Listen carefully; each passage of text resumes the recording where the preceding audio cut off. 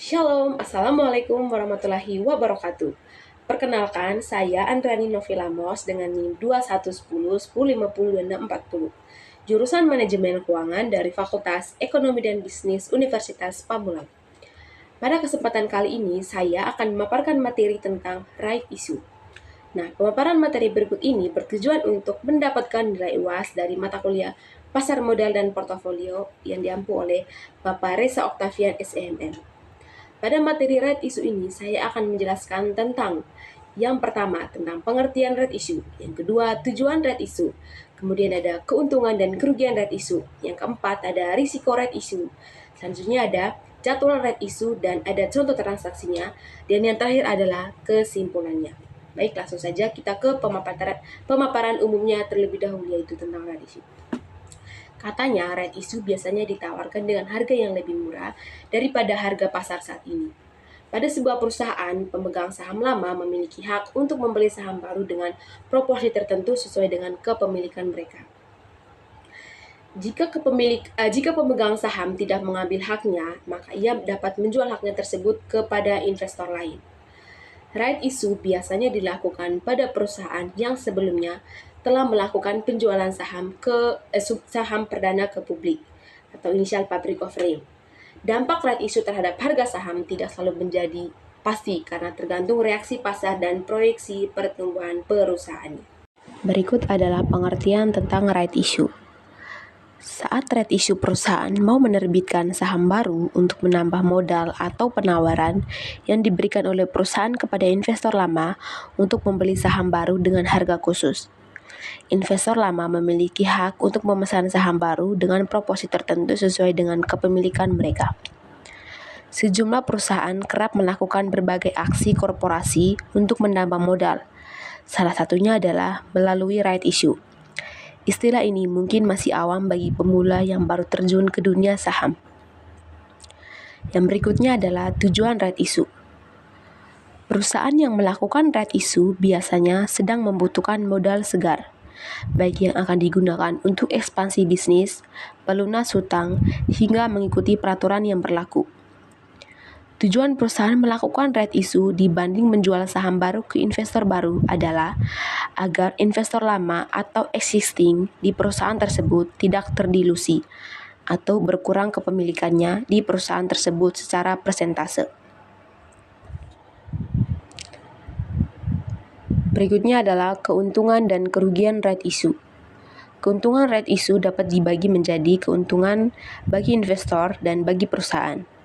Bagi investor, peluang untuk investor ditentukan dari harga pasar dan harga diskon saham baru. Jika investor tidak ingin menebus right issue, maka ia bisa menjual right yang didapatkannya untuk memperoleh dana atas hasil penjualan haknya.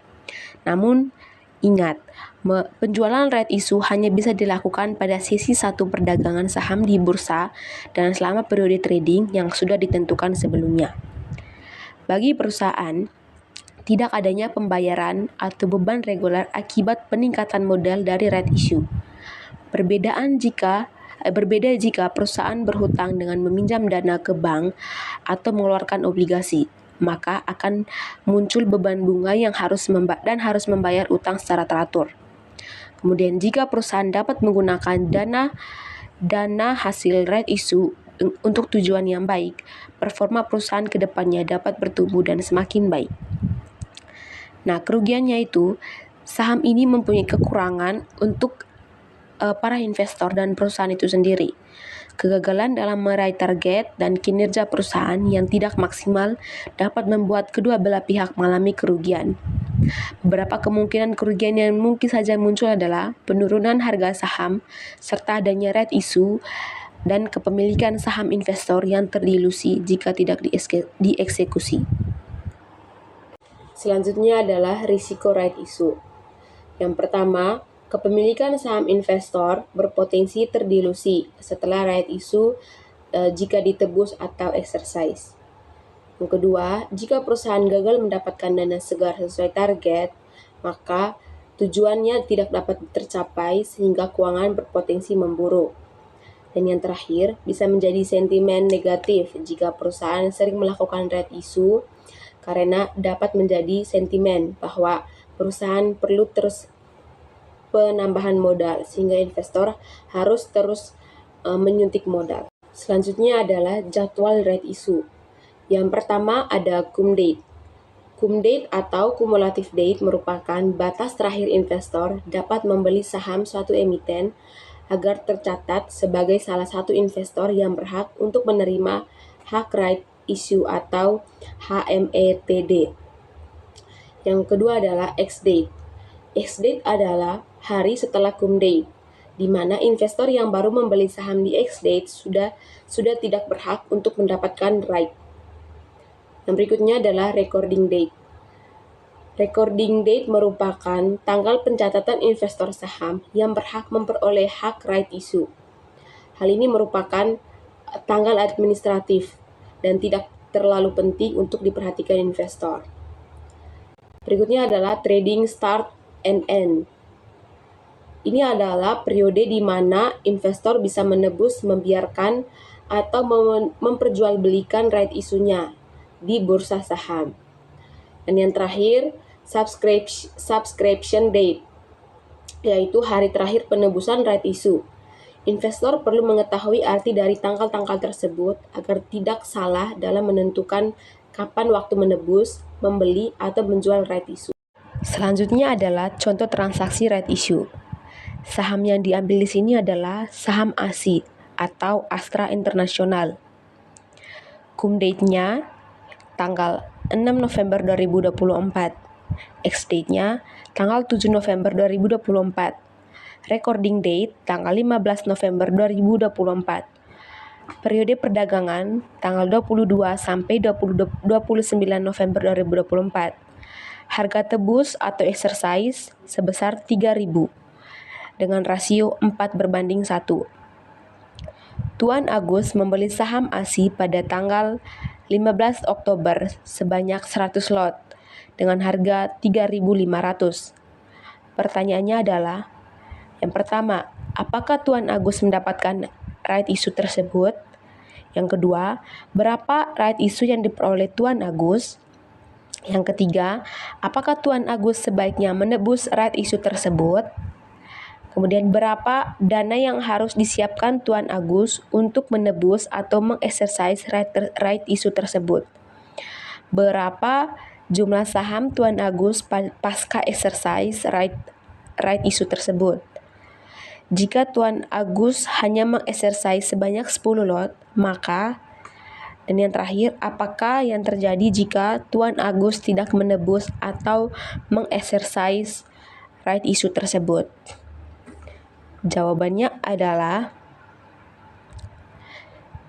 yang pertama, apakah Tuan Agus mendapatkan right issue tersebut?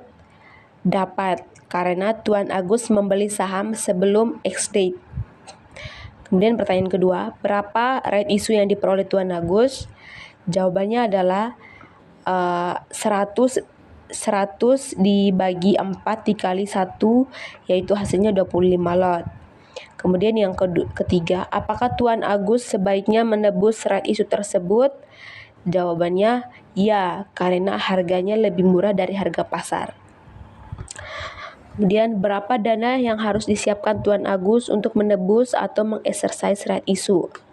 Jawabannya 25 lot dikali 100 lot dikali harga 3.000 dengan hasil Rp7.500.000. Berikut, berapa jumlah saham Tuan Agus pasca exercise right issue? Jawab, 100 lot ditambah 25 lot, hasilnya adalah 125 lot. Pertanyaan selanjutnya, jika Tuan Agus hanya mengexercise sebanyak 10 lot, maka 10 lot dikali 100 lot dikali harga 3.000, yaitu Rp3.000.000. Apa yang terjadi jika Tuan Agus tidak menebus atau mengexercise right issue tersebut? Jawabannya akan hangus dan bisa dijual kembali, serta kepemilikan saham akan mengalami dilusi atau penurunan nilai.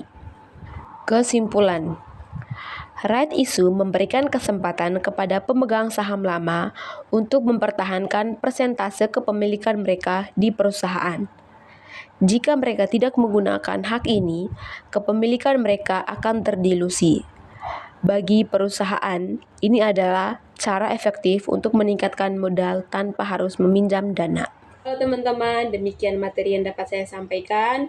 Semoga dapat dimengerti dengan baik ya. Oh iya, jangan lupa di like dan di komen ya video ini. Wassalamualaikum warahmatullahi wabarakatuh.